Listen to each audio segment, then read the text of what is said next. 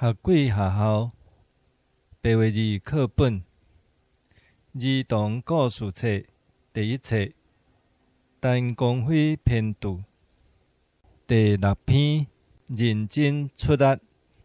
一個農夫破病真傷重，伊個囝佇眠床邊得顧，伊甲因講：咱的葡萄園有一所在有台寶貝。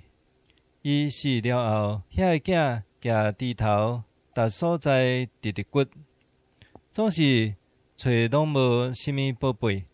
不過因為土有骨鬆，葡萄生真濟，得到好收成，因就講：這是爸爸甲咱講待佇土底的寶貝，咱著不時認真出力做工才對。